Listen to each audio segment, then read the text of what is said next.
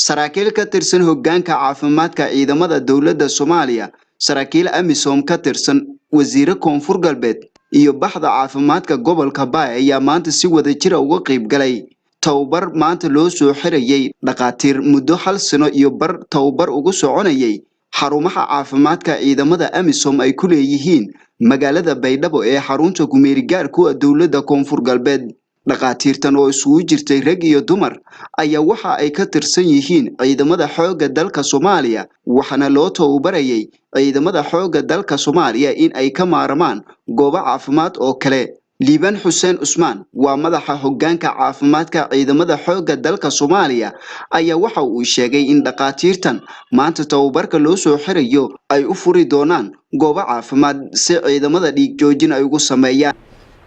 meel clinic isbitaal yar ayaan rabnaa inaan dhisno hadduu ilaahayno isbitaalka clinigaas markuu dhammaado waxaan rabnaa qalabkii loogu talagalay inaan usoo dhammaystirno waxaan keennaa sariiro ayaa yaalla armaajooyin runtii aan aad u sii badnayn markii la furana armaajooyinka sariirahaas ayaa la dhigayaa wixii ay qaban karaan oo matalan dhaawac markuu yimaado si dhiig joojin loogu sii suubiyo ee hawsha usii qabtaan ilkastana daawo ayaan usoo diraynaa oo qoladan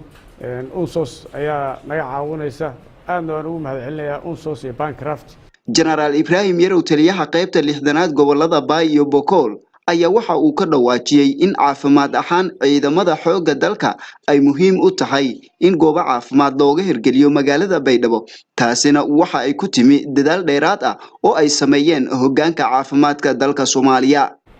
caafimaadku aad iyo aad ayuu muhiim noogu yahay awal waxaa naga caawin jiray sectorkan saddexaad General Asante iyo teamkiisa ayaa naga caawin jiray dhinaca caafimaadka oo runtii askarigeena markuu soo dhaawacmo furunta ku dhaawacmo waxaa la geyn jiray isbitaalka AMISOM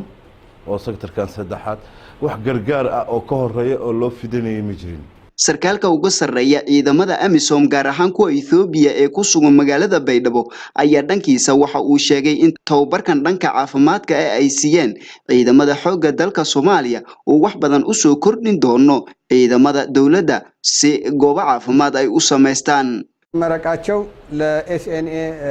ሕክምና አቅም በከፍተኛ ደረጃ ሊያሳድገው የሚችልና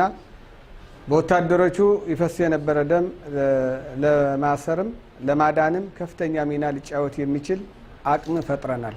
wasiirka wasaaradda xubka dhigista iyo dhaqan celinta tababarada maleeshiyaadka Xasan Hussein Maxamed Xasan Eelay oo dhankiisa goobta ka hadlay ayaa ciidamada AMISOM ugu mahadnaqay dadaalada dheeraadka ay u muujiyeen maadaama dalka uu burbursan yahay dhibaatada ka badan dagaal ay wal ku jiraan dhinaca caafimaadkan eedan ku liidinay dad badan in tababari yana kuma hadnagaan walaysa dhabeen kama hadnagaan saaxiibadana Ethiopia oo yo naftiyo laantiyo hoolun iyo aan qabso ma fadniyoon aan ma hadnagaan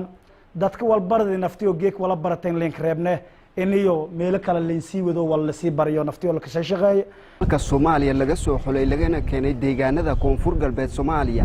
ayaa qayb ka noqon doona dhaqaatiirta ee ka howlgali doono deegaanada Koonfur Galbeed Soomaaliya iyagoo dabiibi doono ciidamada waxyeelada ka soo gaarta dagaalada ama goobaha qaar